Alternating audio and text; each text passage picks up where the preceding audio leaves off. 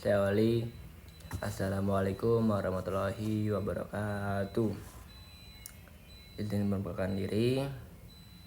Nama saya Aji Bendra Pratama dengan NPM 251 2011 149. Jadi halo teman-teman semuanya. Ya, semoga kalian dalam keadaan sehat dalam dimanapun itu, dan ya semangat terus buat kalian semua. Jadi di video kali ini saya akan membahas salah satu subbahasan yang saya pilih dari materi yang paling terpenting dalam hukum tata negara, yaitu sumber hukum tata negara di Indonesia. Nah, di sini dengan dosen pengajar saya, yaitu Pak Zulkarnain. Jadi dia mengajar kami tentang hukum tata negara. Nah, kenapa sih topik ini, pembahasan ini penting?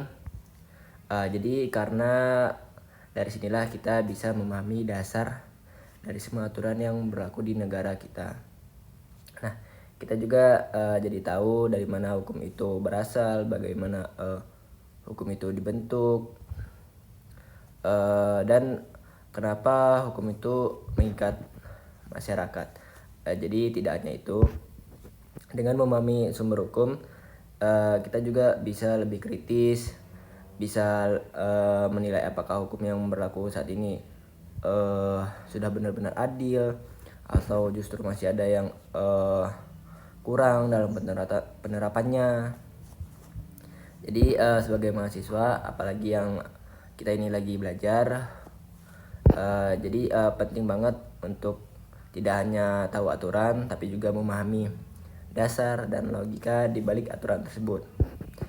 Nah, supaya lebih jelas, pembahasan kita akan dibagi menjadi dua bagian.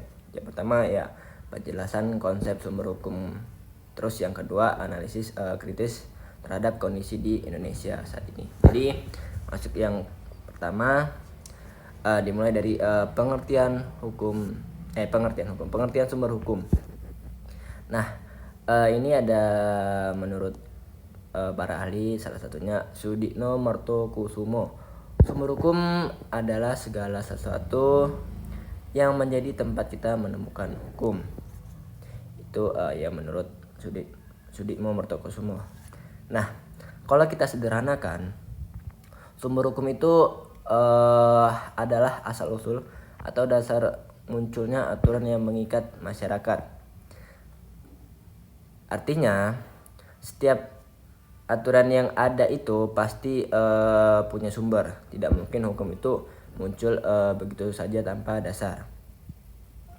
Nah, sumber hukum itu ternyata punya beberapa makna. Di antaranya sebagai asas hukum, misalnya nilai moral, keadilan, atau kepercayaan yang hidup di masyarakat. Sebagai hukum yang sudah ada sebelumnya, jadi hukum yang sekarang seringkali berasal dari hukum yang sudah ada di masa lalu. Terus sebagai sumber berlakunya hukum, artinya dari mana hukum itu mendapatkan kekuatan untuk mengikat. Terus sebagai tempat kita mengenal hukum, misalnya melalui undang-undang, terus buku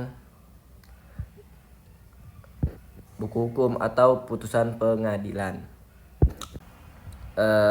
Terus sebagai penyebab munculnya hukum, misalnya karena kebutuhan masyarakat atau perubahan zaman. Jadi bisa kita lihat, sumber hukum itu tidak hanya satu pengertian, tapi cukup luas tergantung dari sudut pandangnya. Nah, itu tadi berupa makna-maknanya. Terus sumber hukum ini ada formal dan material. Jadi kita masuk ke sumber hukum formal dulu, kita bahas. Jadi sumber hukum formal adalah sumber hukum yang dilihat dari bentuk dan cara pembentukannya. Artinya Suatu aturan bisa disebut hukum kalau dibuat melalui prosedur yang sah dan diakui negara. Contohnya antara lain peraturan perundang-undangan seperti UUD atau Undang-Undang Dasar, terus peraturan lainnya. Ini adalah hukum utama di Indonesia. Terus hukum adat. Walaupun tidak tertulis, tapi tetap diakui selama masih hidup dan tidak bertentangan dengan hukum nasional. Terus ada konvensi ketatanegaraan. Ini adalah kebiasaan dalam praktik bernegara yang dilakukan secara berulang dan diterima sebagai aturan. Terus ada jurisprudensi, yaitu putusan hakim yang dijadikan acuan untuk kasus serupa di masa depan. Terus ada perjanjian internasional atau traktat, kesepakatan antar negara yang juga bisa menjadi sumber hukum. Terus yang terakhir ada doktrin,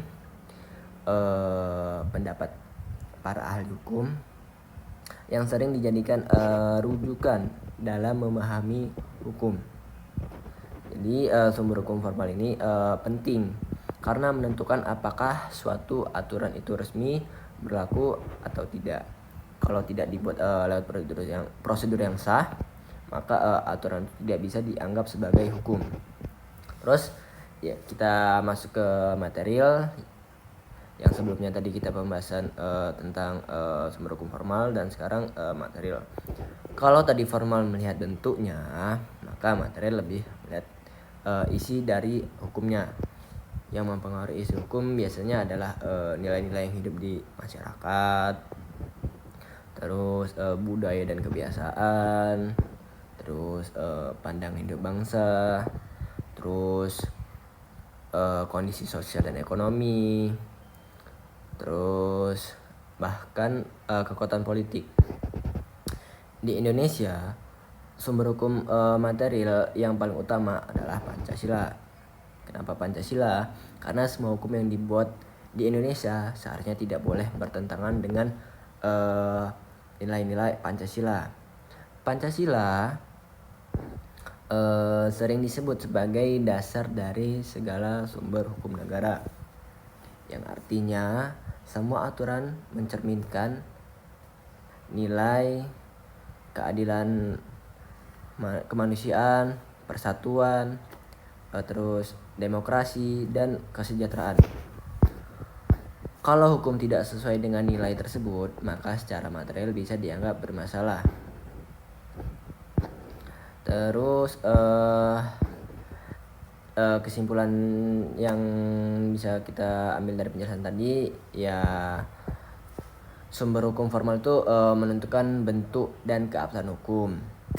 Itu tadi sumber hukum formal ya. Terus kalau material, jadi Denny menentukan isi atau nilai dari hukum. Kalau kita simpulkan. Terus keduanya ini harus berjalan seimbang. Kalau hanya formal saja, hukum bisa kaku. Kalau hanya material saja, ya hukum bisa tidak punya kekuatan. Jadi keseimbangan antara keduanya ini sangat penting gitu, agar hukum bisa adil dan efektif. Terus ya ini masuk ke analisis kritis kondisi Indonesia saat ini. Kalau kita lihat kondisi Indonesia sekarang, sebenarnya kita sudah punya banyak aturan hukum, bahkan bisa dibilang cukup lengkap. Namun masalahnya bukan di jumlah aturan, tapi di pelaksanaannya. Jadi masih sering kita temukan hukum ada, tapi tidak ditegakkan dengan baik. Terus aturan jelas, tapi penerapannya tidak konsisten. Ada perbedaan antara teori dan praktik. Ini yang jadi tantangan besar dalam sistem hukum kita. Terus jadi ini ada contoh fenomena nyata, beberapa contoh yang sering kita lihat di masyarakat. Undang-undang yang menimbulkan pro dan kontra, terus penegakan hukum yang dianggap tidak adil. Terus kasus yang sama tapi pandangannya berbeda. Adanya dugaan pengaruh politik dalam pembentukan hukum. Jadi ini menunjukkan bahwa hukum di Indonesia masih belum sempurna dalam penerapannya. Terus ada analisis dengan hukum tata negara. Kalau kita analisis dari sudut pandang hukum tata negara, secara formal hukum harus dibuat sesuai prosedur. Terus kalau secara material, hukum harus sesuai nilai masyarakat. Kalau salah satu tidak terpenuhi, maka akan muncul masalah. Contohnya, hukum secara formal tapi tidak adil. Jadi masyarakat menolak. Hukum adil secara nilai tapi tidak sah, yang jadi tidak bisa diterapkan. Jadi keseimbangan antara formal dan material itu sangat penting. Jadi menurut saya pribadi, beberapa masalah utama di Indonesia, hukum masih dipengaruhi kepentingan politik. Nilai Pancasila belum sepenuhnya diterapkan, masih ada jarak antara aturan dan kenyataan. Akibatnya kepercayaan masyarakat terhadap hukum bisa menurun, padahal kepercayaan sangat penting untuk menjaga ketertiban dalam negara. Jadi kita bisa refleksi dari semua pembahasan ini, kita bisa mengambil pelajaran. Jadi hukum tidak cukup hanya dibuat, tapi juga harus diterapkan dengan adil dan harus sesuai dengan nilai masyarakat. Sebagai mahasiswa, kita punya peran penting memahami hukum, mengkritisi hukum secara bijak, dan ikut berkontribusi dalam perbaikan sistem hukum.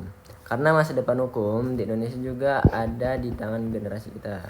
Ya, pokoknya kita harus menegakkan hukum secara itu tadi adil.